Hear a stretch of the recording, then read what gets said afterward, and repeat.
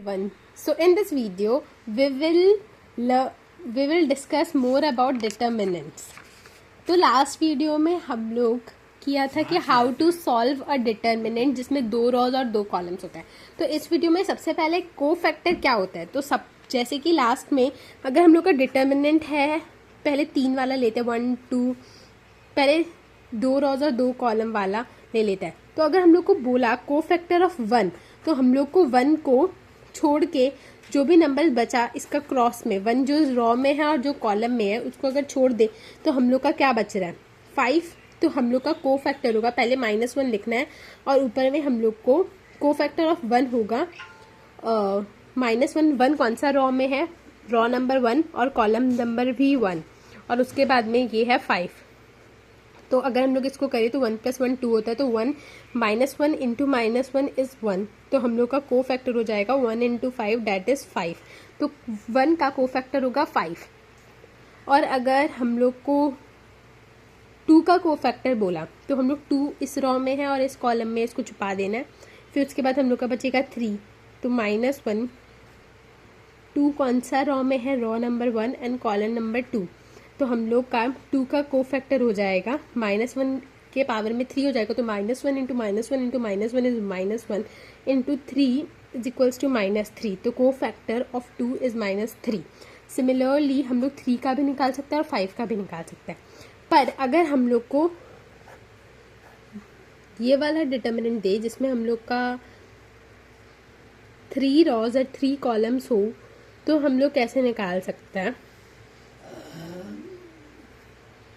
तो अगर अब हम लोग को 1 का कोफैक्टर निकालना है तो हम लोग का 1 का कोफैक्टर हो जाएगा 1 जो भी रॉ में है उसको छुपाओ और जो भी कॉलम में है उसको छुपाओ. तो हम लोग का बचेगा 5 4 9 8. तो हम लोग को लिखना है पहले -1 कौन सा रॉ में है, रॉ नंबर 1 और कॉलम नंबर भी 1 और उसके बाद में ब्रैकेट लगा लेना है. तो 5 4 9 10. तो हम लोग का आंसर आ जाएगा 1 का cofactor is equals to 1 into, ये ऑलरेडी बताया हुआ है. तो 5 10 जा 50, 50 के बाद एक माइनस का साइन, फिर 4 9 जा 36. फिर इसको सॉल्व करें तो हम लोग का आंसर आता है यहाँ पे 4 और यहाँ पे 1. तो 14 इज द कोफैक्टर ऑफ 1. और अगर यहाँ पे माइनर फैक्टर करना हो तो हम लोग को कोई प्रॉब्लम नहीं है, बस ये जो -1 वाला पार्ट होगा ना वो नहीं आएगा. तो 1 का माइनर फैक्टर होगा हम लोग का डायरेक्टली 14, क्योंकि यहाँ पे 1 का माइनस हट जाएगा. और यहाँ पे अगर 1 हम लोग को दिया होता कि हम लोग को निकालना है माइनर फैक्टर ऑफ 2, तो हम लोग का ये -3 नहीं आता, सिर्फ 3 आता, क्योंकि यहाँ पे ये -1 वाला पार्ट आता ही नहीं. इसलिए यहाँ पे ये इक्वेशन भी लिखा हुआ है. ये इक्वेशन भी इंपॉर्टेंट है कि कोफैक्टर इज इक्वल्स टू -1 और फिर ये माइनर फैक्टर. तो आप आई होप आप लोगों को समझ में आ गया होगा कोफैक्टर और माइनर फैक्टर क्या होता है और इसका रिलेशन भी इम्पॉर्टेंट है. So now we will do the example sums और इसके बाद में एक्सरसाइज वाला. तो इधर पे हम लोग को विदाउट एक्सपांडिंग मतलब तो हम लोग को पता है एक्सपांडिंग अलग रॉ 1 या रॉ 2 या रॉ 3 वैसे करे बिना ही इसको सॉल्व करना है और प्रूफ करना है कि ये जो है ये इज इक्वल टू 0 होता है. तो हम लोग को सिर्फ LHS सॉल्व करना है. तो LHS अगर हम लोग गौर से देखें इसमें, तो इस रॉ में 3 4 10 है, इसमें है 5 3 16, यहाँ पे है 4 5 13. तो अगर आपको ऐसा लग रहा है कि यहाँ पे कोई भी रॉ को माइनस या प्लस करने से ये दोनों, देखो हम लोग को प्रॉपर्टी से पता चलता है अगर या तो सारा का सारा एलिमेंट्स 0 हो जाएगा तो हम लोग एक कोई भी रॉ का या कोई भी कॉलम का, तो हम लोग का वैल्यू होता है डिटर्मिनेंट के इक्वल टू 0. अगर कोई भी 2 रॉ और 2 कॉलम्स आइडेंटिकल होता है तो भी वैल्यू होता है डिटर्मिनेंट का 0. तो हम लोग को ये देखना है कि या तो ये 0 हो जाए या फिर कोई भी 2 रॉ या फिर 2 कॉलम्स आइडेंटिकल होना चाहिए. तो अगर हम लोग यहाँ पे गौर से देखें तो हम लोग को इसमें थोड़ा सा अपना दिमाग का यूज़ करना पड़ेगा और इसमें प्रैक्टिस का भी ज़रूरत है. तो यहाँ पे एक भी रॉ और एक भी कॉलम आइडेंटिकल तो हम लोग को दिख नहीं रहा. पर अगर हम लोग यहाँ पे रॉ 3 से रॉ 2 को माइनस करें तो देखिए यहाँ पे हो जाएगा हम लोग का, अगर हम लोग रॉ 3 से मतलब रॉ 3 को बनाते हैं is equals to row 3 minus row 2. तो अगर हम लोग ऐसे माइनस करें तो हम लोग का आंसर आ रहा है रॉ 3 है, रॉ 3 में से रॉ 2 को माइनस करा तो हम लोग का 10 में से अगर 4 गया तो बचा 6, तो इसलिए ये रॉ 3 बन गया 6. फिर 5 में से 13 में से 5 गया तो बचा 8 और ये रहा 16 में से 6 गया तो बचा 10. तो फिर अब हम लोग का ये बन गया वैल्यू. फिर इसके बाद में हम लोग का रॉ 3 का वैल्यू ये बन गया। अब इसमें से हम लोग को दिखाई दे रहा है कि हम लोग 2 को कॉमन ले सकते हैं। अगर हम लोग 2 को कॉमन ले, raw taking 2 common from raw 3, तो हम लोग का आंसर हो जाता है, ये दोनों ऊपर का रॉज सेम ही रहेगा क्योंकि इसमें हम लोग को चेंजेस किया ही नहीं है।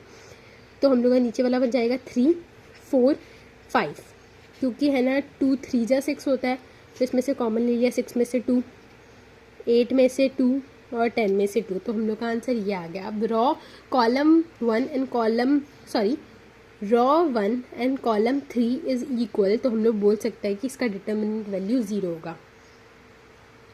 और अगर इस डिटर्मिनेंट का डिटर्मिनेंट वैल्यू 0 होगा तो 2 इंटू 0 भी 0 ही होगा। पर माइनस प्लस करते हुए हम लोग को हमेशा याद रखना है, माइनस करते हुए प्लस तो कैसे भी कर सकता है, माइनस करते अगर हम लोग रॉ 3 को बनाना है तो रॉ 3 माइनस ही समथिंग होगा। अगर रॉ 2 को बनाना है तो रॉ 2 माइनस रॉ 1 या रॉ 3 होगा, या फिर रॉ 3 माइनस रॉ, मतलब row 3 is equals to row 3 minus row 2 या फिर रॉ 1 होगा। सिमिलरली कॉलम 1 दे दिया तो कॉलम 1 माइनस कॉलम 2 या कॉलम 3 होगा। तो कभी भी ऐसा नहीं होता कि row 3 is equals to row 2 minus row 3 या फिर row 3 is equals to row 2 minus row 1, ऐसा नहीं हो सकता। हमेशा पर हम लोग को रॉ 3 लिखना है अगर हम लोग को रॉ 3 बनाना है तो, तभी हम लोग का आंसर करेक्ट होगा।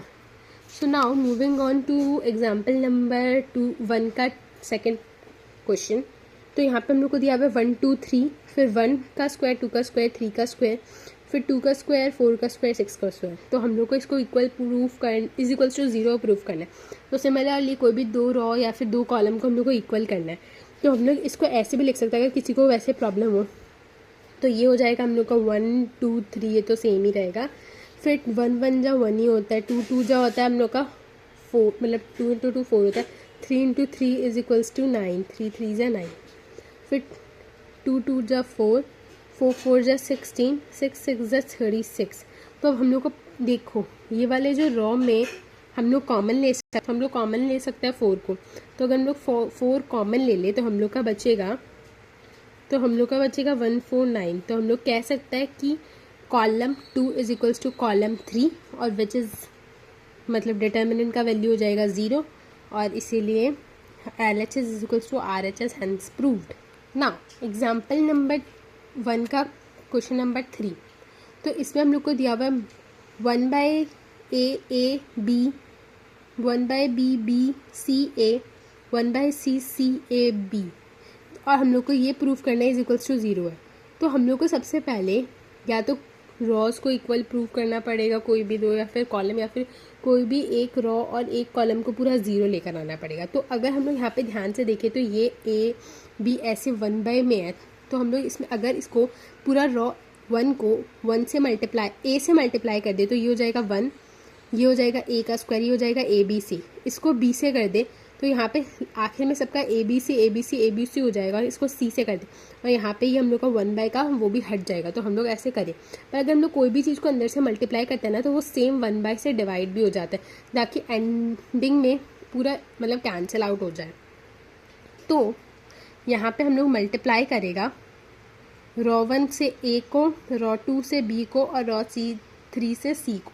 हम लोग किया तो हम लोग का आंसर आ जाएगा, अगर 1 बाय A को हम लोग A से मल्टीप्लाई करें तो A बाय A हो जाएगा, A by A is equals to 1। Similarly ये A स्क्वायर, ये ABC, तो हम लोग का आंसर आ जाएगा। और 1 बाय ABC क्योंकि पहले वाले में हम लोग A से मल्टीप्लाई किया तो इधर पे 1 बाय A आ जाएगा। फिर यहाँ पे सेकेंड रॉ को B से मल्टीप्लाई किया तो यहाँ पे 1 बाय B, और यहाँ पे जैसे कि एंडिंग में कैंसिल आउट हो जाएगा। फिर अगर अब देखो जो कॉलम 3 में सब ABC है, तो हम लोग कॉलम 3 से ABC को कॉमन ले सकते हैं। तो हम लोग का आंसर हो जाएगा ABC बाय ABC, फिर 1 1 1, फिर A square, B square, C square, और फिर यहाँ पे भी 1 1 1। तो हम लोग का कॉलम 1 एंड कॉलम 3 इक्वल हो गया, और ये दोनों कैंसिल हो जाए तो हम लोग कह सकते हैं कि ये इक्वल टू 0 है। ना क्वेश्चन नंबर 1 का पार्ट 4। तो पार्ट 4 में हम लोग को ये प्रूफ करना है कि 0 minus C minus B 0 C 0, और यहाँ पे पूरा का सारा डायगोनल में 0 है। और आप देखिएगा तो ये देखो यहाँ पे माइनस रॉ कॉलम और रॉ ऐसे बस माइनस का साइन का डिफरेंस है, बाकी ये सब जो रॉ है वही कॉलम है, जो कॉलम है वही रॉ है, बस माइनस का साइन का डिफरेंस है। तो अगर हम जो रॉ 1 में है वही रॉ 2 में है, जो रॉ 3 में है वही कॉलम 3 में है, ऐसे करके सेम है, बस माइनस का साइन का डिफरेंस है। तो यहाँ पे हम लोग को हर कॉलम से हम लोग माइनस को कॉमन ले लेगा। तो कॉलम 1 से कॉलम 2 से कॉलम, पहले हम लोग को ले लेना है कि ये determinant is equals to delta, delta is equals to determinant, ऐसे हम लोग लेट कर लेगा, या फिर कुछ भी लेट कर सकते हैं कि ए इज इक्वल्स टू ये वाला डिटर्मिनेंट, पर नॉर्मली यही किया जाता है। तो और फिर हम लोग कॉलम 1 कॉलम 2 कॉलम 3 सबसे -1 को अगर कॉमन ले लें तो हम लोग का डिटर्मिनेंट कुछ ऐसा बन जाएगा। फिर -1 इंटू -1 इंटू -1 तो -1 ही होता है, तो हम लोग माइनस लिख लिए हैं यहाँ पे। फिर अगर हम लोग सारे रॉस को सारे कॉलम बना दें तो हम लोग का, जैसे कि ये ऐसे है, तो हम लोग का आंसर आ जाएगा, ये देखो, ये जो रॉ 1 है इसको अगर कॉलम बना लिया, रॉ 2 है, सॉरी हाँ रॉ 2 है, इसको भी कॉलम बना लिया, और रॉ 3 है, इसको भी कॉलम बना लिया, ऐसे सारे रॉस को सारे कॉलम्स में ट्रांसफ़र कर लिया, तो हम लोग का आंसर आता है माइनस डेल्टा, क्योंकि ये जो था इसको वैल्यू हम लोग डेल्टा लिया था स्टार्टिंग में, तो ये माइनस डेल्टा हो गया, और ये तो हम लोग पहले से डेल्टा लेके रखा है, तो delta is equals to minus delta, ये हो गया हम लोग का delta is equals to minus delta. और अगर ये माइनस है, ये इस साइड जाएगा, तो हम लोग का जाएगा delta plus delta is equals to 0, तो ये हो जाएगा 2 डेल्टा इज इक्वल्स टू 0। तो फिर डेल्टा इज इक्वल्स टू, क्योंकि मल्टीप्लिकेशन में है तो ये डिवीजन में चला जाएगा, 2 0/2, तो हम लोग का आंसर आ जाएगा डेल्टा इज इक्वल्स टू 0, मतलब ये जो है ये 0 है। तो ऐसे हम लोग सॉल्व कर लिया। So in this video we will do till example number 1। In the next video we will do from example number 2। Thanks for watching. अगर कोई भी डाउट है तो कमेंट सेक्शन में पूछ लेना।